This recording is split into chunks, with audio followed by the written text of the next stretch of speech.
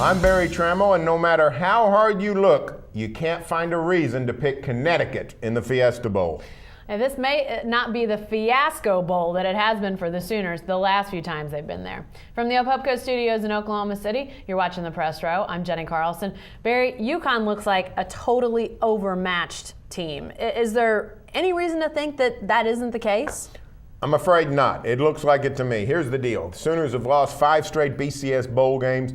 After that West Virginia game, I declared I would never pick the Sooners in another BCS game until they won one. So I picked Florida down in Miami 2 years ago. Florida won 24-14. This year I said if the Sooners make the Fiesta Bowl, I'm picking whoever the Sooners are playing.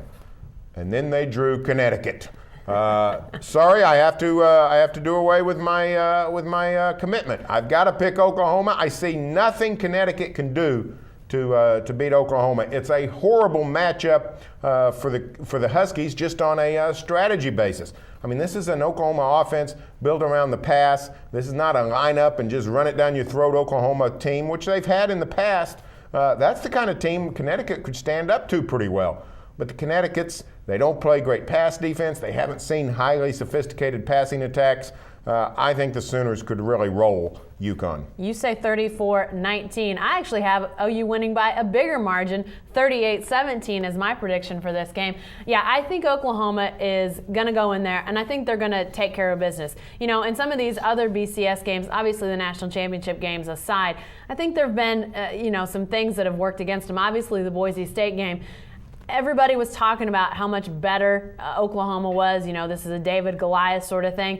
And Boise State, they had talent. I think the difference is Connecticut just doesn't have the across-the-board talent to match up with Oklahoma. The West Virginia game, the Fiesta Bowl there, everything just seemed to be going wrong for Oklahoma. Injuries, guys left home, things that just did not play well. And then, by the way, West Virginia is really talented. Barry, we've seen Roy Finch go down with an injury, but he's the only Sooner right now that we know will not be available for this game. I think unless they have a big rash of injuries or suspensions or something crazy happen, I just don't see how UConn has the talent to match up with this team. No, I agree. And, I talked about the UConn pass defense being about to get its eyes open.